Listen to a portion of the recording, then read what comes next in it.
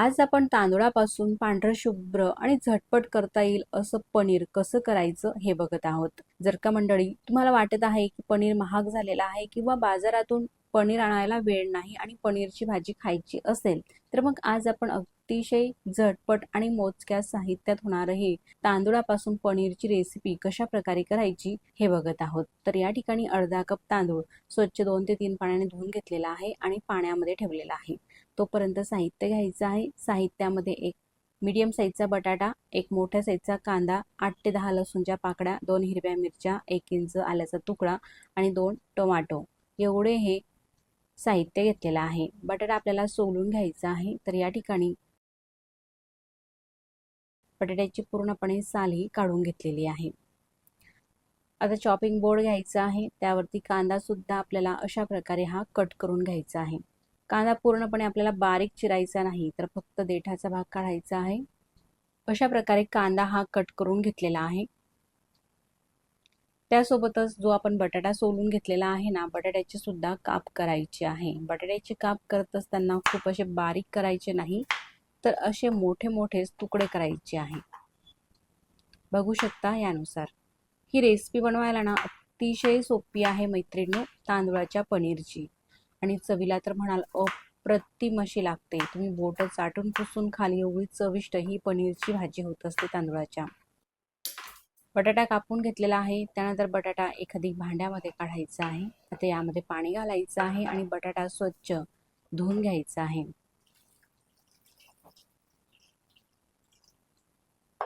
हाताने थोडंसं रगडून घेऊ। हे पाणी काढून त्यामध्ये दुसरं पाणी टाकायचं आहे। आता गॅसकडे यायचं आहे। गॅसवरती कढई ठेवली आणि कढईमध्ये 2 ग्लास पाणी टाकायचं आहे।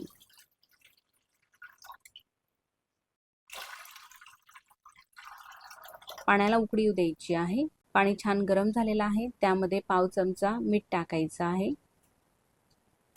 मीठ टाकल्यानंतर हा जो तांदूळ आपण धुवून ठेवलेला होता ना, तो तांदूळ या पाण्यामध्ये टाकायचा आहे। तुम्ही ही रेसिपी करण्यासाठी कुठलाही तांदूळ वापरू शकता, जो तुमच्याकडे अवेलेबल असेल त्या तांदूळाचा तुम्ही वापर करू शकता। संपूर्ण तांदूळ हा कढईमध्ये टाकलेला आहे। मिक्स करून घेऊ। मिठाच्या पाण्यामध्ये व्यवस्थित असा हा तांदूळ मिक्स करून घेतलेला आहे। हा जो आपण बटाटा कापून घेतलेला आहे ना, त्या बटाट्याचे काप अशा प्रकारे टाकायचे। बटाटा अजिबात बारीक चिरायचा नाही, असे मोठे मोठेच काप करायचे आहे मैत्रिणींनो। त्यासोबतच टोमॅटो सुद्धा स्वच्छ आपण धुवून घेतलेला होता आधीच, आणि हे धुतलेले टोमॅटो अशा प्रकारे कढईमध्ये ठेवायचे आहे। सोबतच मिरच्या सुद्धा ठेवायच्या आहे आणि हा कांदा सुद्धा चिरून घेतलेला होता ना, अशा प्रकारे तो कांदा सुद्धा ठेवायचा आहे। सोलून घेतलेल्या लसणाच्या पाकळ्या सुद्धा टाकायच्या आहे। पाकळ्या घेताना मोठ्या साईजच्याच घ्या, आणि आल्याचा तुकडा सुद्धा यामध्ये टाकायचा आहे। आता यावरती झाकण ठेवायचं आहे आणि गॅसची फ्लेम अगदी कमी करायची आहे। कमी गॅसवरती साधारण 70 ते 80% तांदूळ आपल्याला शिजवून घ्यायचा आहे। जास्तही शिजवायचा नाही, तांदूळ हा अर्धवटच आपल्याला शिजवायचा आहे। थोड्या वेळाने मी तुम्हाला दाखवते। मध्यंतरी एक वेळेस हलक्या हाताने मिक्स करून घेतलेला होता तांदूळ। बघू शकता अर्धवट असा हा तांदूळ शिजला गेलेला आहे। खूप असा मऊ करायचा नाही, अर्धवटच शिजवायचा आहे। आता गॅसची फ्लेम बंद केलेली आहे। यामधले जे टोमॅटो आहे ते आपल्याला काढून घ्यायचे आहे। बघू शकता मस्त असे क्रॅक गेलेले आहे, टोमॅटोला छान असे शिजलेले आहेत। सोबतच आल्याचा तुकडा सुद्धा काढायचा आहे, मिरची काढायची आहे। यामध्ये जेही आपण साहित्य घातलेले आहे, टोमॅटो, आलं, मिरची, कांदा, ते संपूर्ण साहित्य आपल्याला काढायचं आहे।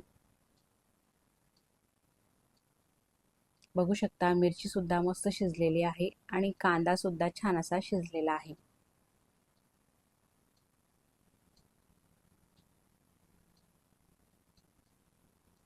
आता यामध्ये लसूण राहिलेला आहे, आपल्याला लसूण सुद्धा काढायचा आहे, म्हणूनच लसूणच्या मोठ्या मोठ्या अशा पाकळ्या मी घेतलेल्या होत्या।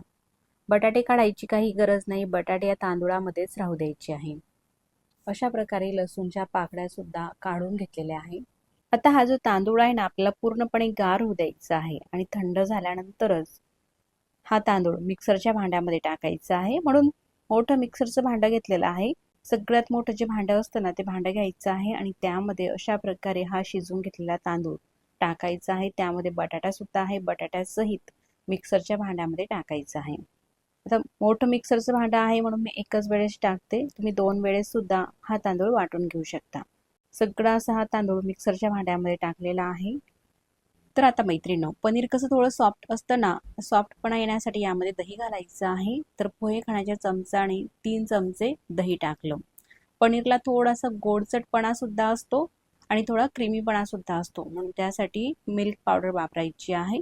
तर 3 ते 4 चमचे यामध्ये मिल्क पावडर वापरलेली आहे. आता यामध्ये थोडं पाणी घालायचं आहे. पाणी अगदी कमीच टाकायचं आहे. अजिबात जास्त पाण्याचा वापर करायचा नाही आणि मिक्सरचं झाकण लावायचं आहे आणि मिक्सरला अगदी फाईन असं बारीक हे वाटून घ्यायचं आहे. बघू शकता यानुसार. मिक्सरचं भांडं बाजूला ठेवायचं आहे. एक ताट घ्यायचं आहे. ताटाला व्यवस्थित तेल लावून घ्यायचं आहे. तेल किंवा तूप किंवा बटर यापैकी तुम्ही काही वापरू शकता. व्यवस्थित ग्रीस करून घेतल्यानंतर हे जे मिश्रण आहे ना ते या ताटामध्ये टाकायचं आहे. बघू शकता अगदी क्रीम असतं ना घट्टसर असं हे मिश्रण झालेलं आहे. तर मैत्रिणींनो, मिक्सरच्या भांड्यामध्ये तर संपूर्ण मिश्रण हे टाकलं, पण जास्त असल्यामुळे अजिबात ते वाटलं गेलं नाही, म्हणून मी 2 बॅचमध्ये हे संपूर्ण मिश्रण वाटून घेतलेलं आहे. बघू शकता यानुसार अगदी पाण्याचा वापर आपल्याला कमीच करायचा आहे. जास्त पाणी अजिबात वापरायचं नाही आणि सगळं मिश्रण ह्या ताटामध्ये टाकलेलं आहे. आता हे ताट अशा प्रकारे टॅप करून घ्यायचं आहे आणि व्यवस्थित असं या ताटामध्ये पसरून घ्यायचं आहे. बघू शकता किती पांढरं शुभ्र असं हे पनीर सारखं मिश्रण हे दिसत आहे. सोबतच गॅसवरती मोठ्या कढईमध्ये पाणी सुद्धा गरम करायला ठेवलेलं होतं. खाली स्टँड ठेवलेला आहे, त्यावरती ताट ठेवायचं आहे मिश्रणाचं, झाकण ठेवायचं आहे. आता हे मिश्रण शिजवून घ्यायचं आहे. किती वेळ शिजवायचं ते सुद्धा मी तुम्हाला पुढे सांगणारच आहे. तोपर्यंत वाटण करून घ्यायचं आहे. वाटणासाठी टोमॅटो आपण शिजवून घेतलेले होते, टोमॅटोची साल काढून घेतलेली आहे. कांदा सुद्धा अशा प्रकारे थोडा चिरून घ्यायचा.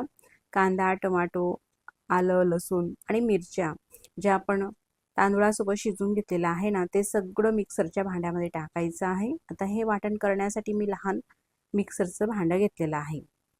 त्यासोबतच यामध्ये आपल्याला काही साहित्य घालायचं आहे. तर पाव चमचा जिरे आणि 1 चमचा भाजून घेतलेले धणे वापरायचे आहे. धना पावडर असेल धना पावडर सुद्धा तुम्ही वापरू शकता आणि थोडीशी फ्रेश अशी कोथिंबीर. तर यामध्ये पाणी न टाकता असंच मिक्सरला वाटायचं आहे, कारण यामध्ये टोमॅटो आहे ना म्हणून पाणी टाकायची गरज भासत नाही. मस्त असं हे वाटण करून घ्यायचं आहे. तोपर्यंत बघू शकता हे पनीर सुद्धा छान असं शिजून झालेलं आहे. तर झाकण ठेवून साधारण 6 ते 7 मिनिटं झाकण ठेवून शिजवलं आणि 7 ते 8 मिनिटासाठी झाकण ओपन करून शिजवून घेतलेलं आहे. बघू शकता छान असं हे शिजले गेलेलं आहे. आता हे ताट कढईच्या बाहेर काढायचं आहे. तर अगदी मऊ थोडं सॉफ्ट असतं हे, खूप असं हार्ड होत नाही. हे बघू शकता यानुसार. आता हे आपल्याला थंड होऊ द्यायचं आहे. थंड होत आहे तोपर्यंत गॅसवरती कढई ठेवायची आहे आणि त्यामध्ये तेल टाकायचं आहे. तर यामध्ये मी 2 चमचे तेल टाकलेलं आहे. तेल गरम झालं का त्यामध्ये हा मसाला जो आपण वाटण केलेला आहे ना ते वाटण टाकायचं आहे. संपूर्ण वाटण यामध्ये टाकायचं आहे आणि मिक्स करायचं आहे. हे वाटण भाजत असताना गॅसची फ्लेम अगदी कमीच करा. मोठ्या गॅसवरती भाजू नका, नाहीतर व्यवस्थित असं हे वाटण भाजलं जाणार नाही. हा मसाला व्यवस्थित असा भाजला जाणार नाही. 1 मिनिट परतून घेतलेला आहे. आता त्यामध्ये मिरची पावडर टाकते. तर पोहे खाण्याच्या चमचाने 2 चमचे मिरची पावडर या ठिकाणी मी वापरत आहे. तुम्ही तुमच्या चवीनुसार वापरू शकता. आणि पाव चमचा गरम मसाला, चिमूटभर हळद, एवढे हे फक्त मसाले टाकलेले आहे. संपूर्ण या वाटणामध्ये मिक्स करून घ्यायचे आहे. संपूर्ण मसाले हे व्यवस्थित मिक्स करून झालेले आहे. आता मिक्सरच्या भांड्याला काही मसाला हा चिटकलेला असतो ना तो सुद्धा आपल्याला वाया जाऊ द्यायचा नाही, म्हणून त्यामध्ये थोडंसं पाणी टाकायचं आहे आणि अशा प्रकारे व्यवस्थित ढवळून हे पाणी या वाटणांमध्ये टाकायचं आहे. जास्त पाणी टाकू नका, अगदी थोडंसंच पाणी टाकायचं आहे. एक वेळेस व्यवस्थित असा हा मसाला मिक्स करून घेऊ. आता यावरती झाकण ठेवायचं आहे आणि साधारण 6 ते 7 मिनिटासाठी अगदी गॅस कमी करून हा मसाला मस्त आपल्याला भाजून घ्यायचा आहे. 6 ते 7 मिनिटं झालेले आहे. मध्यंतरी 1 ते 2 वेळेस मसाला मी परतून घेतलेला होता. छान असं तेल सुटलेलं आहे आणि रंग सुद्धा छान असा आलेला आहे मसाल्याला. बघू शकता यानुसार मसाला छान असा भाजला गेला का त्यानंतर मग यामध्ये पाणी घालायचं आहे. आता ग्रेव्ही तुम्हाला कितपत पातळसर हवी किंवा कितपत घट्टसर हवी त्यानुसार तुमच्याच आवडीप्रमाणे यामध्ये पाणी घालायचं आहे. साधारण 1 ते 1.5 ग्लास पाण्याचा मी वापर करते. गॅसची फ्लेम चालू करायची आहे आणि आता गॅसची फ्लेम थोड्या वेळासाठी आपल्याला मोठी करायची आहे. बघू शकता इतपत ही ग्रेव्ही घट्टसर आहे. आणखी शिजल्यानंतर आणखी घट्टसर होईल म्हणून थोडं पाणी आणखी यामध्ये मी टाकत आहे.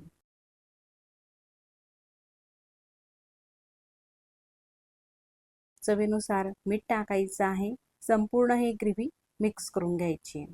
आता ग्रेव्ही ही पांढरी दिसत आहे. अजिबात यावरती तेल सुद्धा दिसत नाही. उकळी येईपर्यंत गॅसची फ्लेम मोठी करायची आहे आणि उकळी आल्यानंतर गॅस अगदी मंद करायचा आहे. मंद गॅसवरती शिजू द्यायचं आहे. तोपर्यंत बघू शकता हे पनीर जे आपण शिजवलेलं होतं ना मिश्रण ते सुद्धा पूर्णपणे थंड झालेलं आहे. त्यानंतर कट करून घ्यायचं आहे. आता पनीरचे तुकडे ज्या साईजचे तुम्हाला आवडतात थोडेसे लहान किंवा मोठे त्यानुसार तुम्ही हे कट करू शकता. सुरुवातीला जेव्हा आपण तांदूळ शिजवले ना त्यावेळेस जास्त पाणी टाकायचं नाही शिजताना आणि खूप काही जास्त हा तांदूळ शिजवायचा नाही. अर्धवटच कच्चा राहू द्यायचा आहे. तरच हे पनीर व्यवस्थित असं होईल. बघू शकता आणि एकदम सॉफ्ट असं होतं. अजिबात हार्ड होत नाहीये. खूप सॉफ्ट झालेला आहे. लहान मुलं असतील आपल्या घरामध्ये किंवा वयस्कर मंडळी असतील ते सुद्धा अगदी सहज खाऊ शकतील एवढं हे सॉफ्ट होतं. आता हे थोड्याशा मोठ्या पीसेसमध्ये हे पनीर मी कट करून घेतलेलं आहे.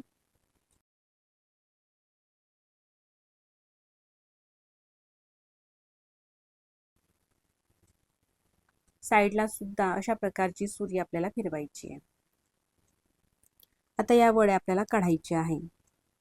यानुसार या वड्या निघत असतात. बघू शकता एकदम सॉफ्ट झालेला आहे. आता ही ग्रेव्ही सुद्धा छान अशी शिजलेली आहे. त्यामध्ये हे पीसेस आपल्याला सोडायचे. जास्त उलट पुलट करायची गरज नाही कारण हे खूप सॉफ्ट आहे त्यामुळेच ग्रेव्हीमध्ये विरघळू शकता.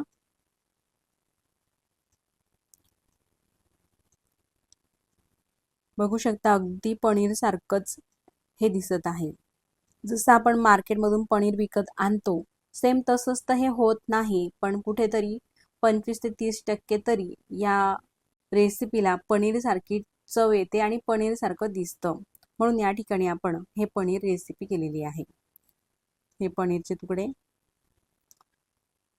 आता हे आधी शिजलेला आहे. मसाला सुद्धा आपण व्यवस्थित शिजवून घेतलेला आहे. छान तरी सुद्धा सुटलेली आहे म्हणून गॅस बंद करायचा आहे. टाकल्यानंतर फक्त 1 मिनिटासाठी ग्रेव्हीमध्ये टाकलेले आहे. त्यानंतर गॅस बंद केला आणि आता ही भाजी खाण्यासाठी योग्य झालेली आहे. बघू शकता किती छान अशी दिसत आहे.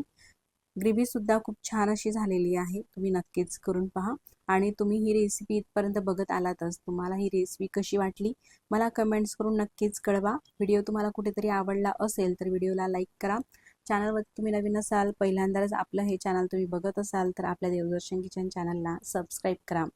आधी सबस्क्राईब केलं असेल तर मनापासून धन्यवाद. मग पुन्हा भेटू नवीन छानशा अशाच रेसिपीसोबत. तोपर्यंत नमस्कार. व्हिडिओ तुम्ही पूर्ण पाहिला त्याबद्दल मनापासून धन्यवाद. बघू शकता रंग किती छान असा आलेला आहे आणि हे पनीर सुद्धा अगदी ओरिजिनल जसं पनीर असतं ना तसं दिसायला दिसत आहे. बघू शकता खूप चवीला मस्त अशी भाजी लागते. तुम्ही नक्की ट्राय करून बघा. यामध्ये थोडीशी कोथिंबीर टाकते आणि आता ही भाजी भातासोबत भाकरीसोबत चपातीसोबत तुम्ही खाऊ शकता आणि एन्जॉय करू शकता. तर मैत्रिणींनो पुन्हा सांगते ह्या भाजीला पनीर सारखी चव येत नाही पण मात्र कुठेतरी पनीर सारखी थोडीफार 25 ते 30% पनीर सारखी ही भाजी दिसायला दिसते आणि चवीला लागते. 100% तर नाही म्हणता येईल. मग पुन्हा भेटू नवीन छानशा रेसिपी सोबत. तोपर्यंत नमस्कार.